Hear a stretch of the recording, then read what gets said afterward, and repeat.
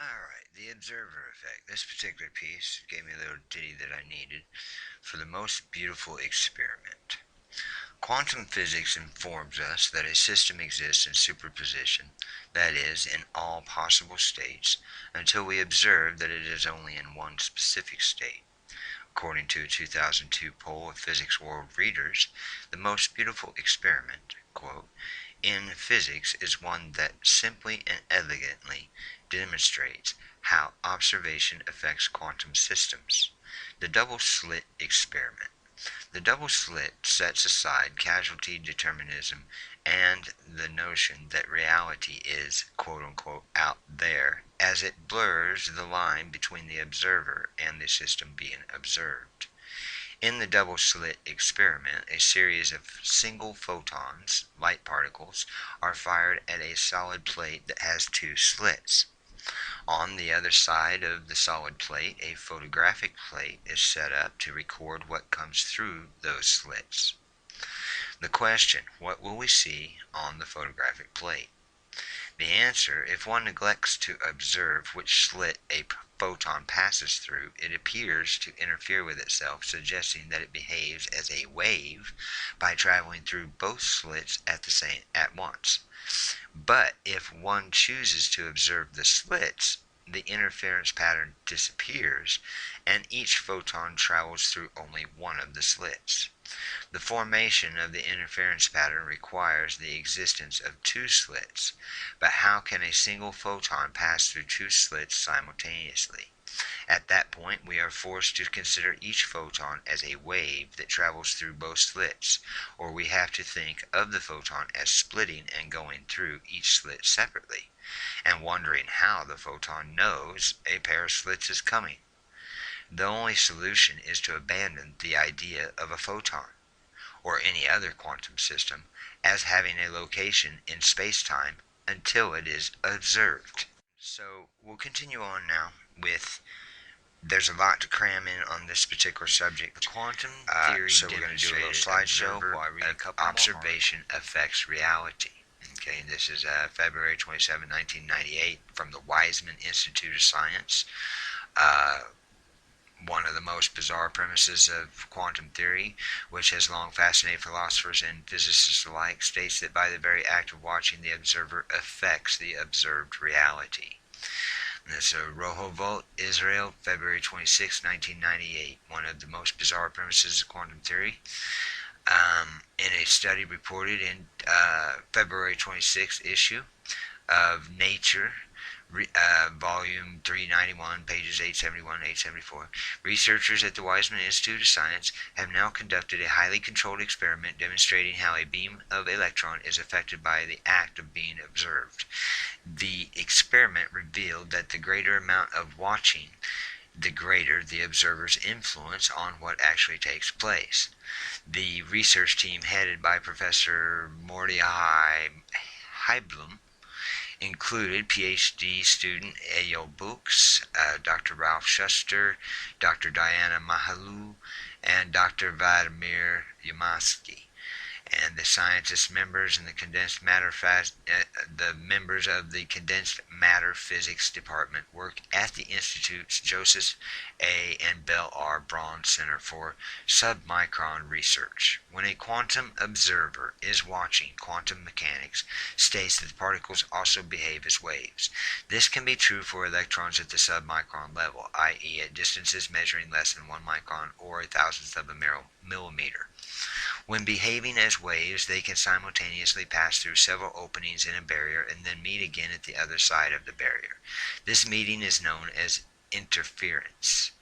Strange as it may sound, interference can only occur when no one is watching. Once an observer begins to watch the particles going through the openings, the picture changes dramatically. If a particle can be seen going through one opening, then it's clear it didn't go through another. In other words, when under observation, electrons are being forced to behave like particles and not like waves. Thus, the mere act of observation affects the experimental findings. To demonstrate this, Weizmann Institute researchers built a tiny device measuring less than 1 micron in size, which had a barrier with with two openings. They sent the current electrons towards the barrier of the observer, and this experiment wasn't human. Institute scientists used for this purpose a tiny but sophisticated electronic detector that could spot passing electrons.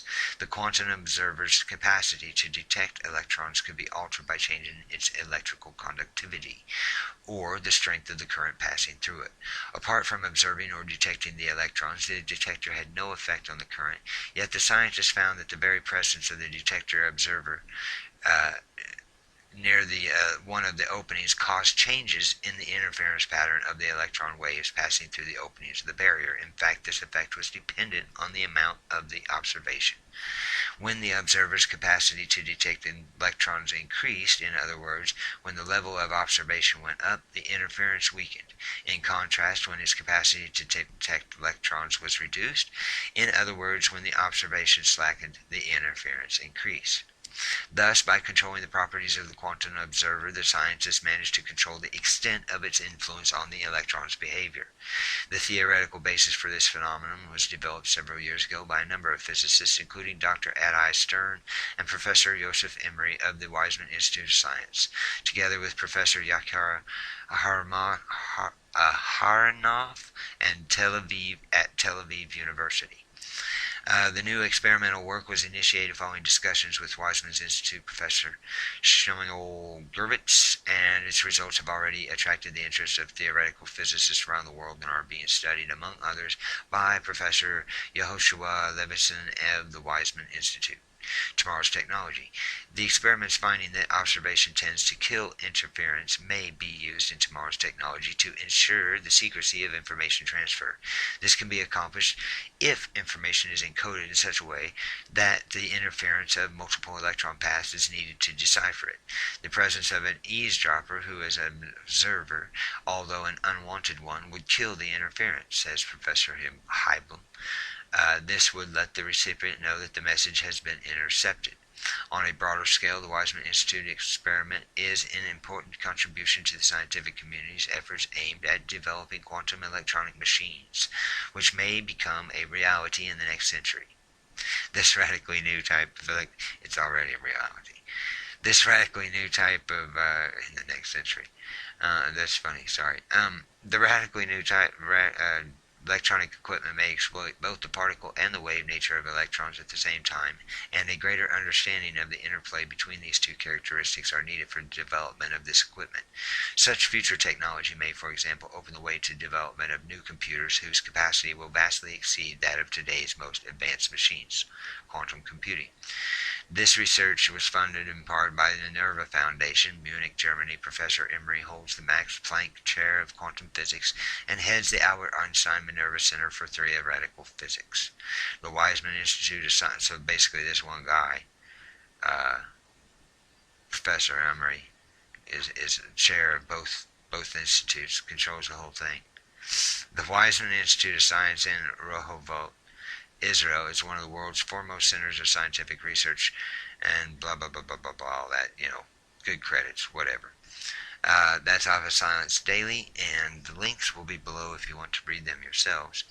And just a small commentary. I don't know how much time I have. I have yet to edit this, but as you can see in the pictures, the eye, the third eye, the pineal gland, the Eye of Horus, the symbolism involved in all these connections that have just been shown, is what they're talking about. That is what their whole goal to tap into and control or degrade or stop control of interference with that device, because that's what it's a device, and it's not the seat of the soul, although it's called the seat of the soul, but your soul isn't actually sitting there. That's just the receptor, okay, and transmitter part that is receiving the transmission of your actual consciousness. Alright, well, thanks for joining me, and we had a good read, and I hope you picked up on something here, and we will continue in the next section to add to and clarify a lot of the information presented.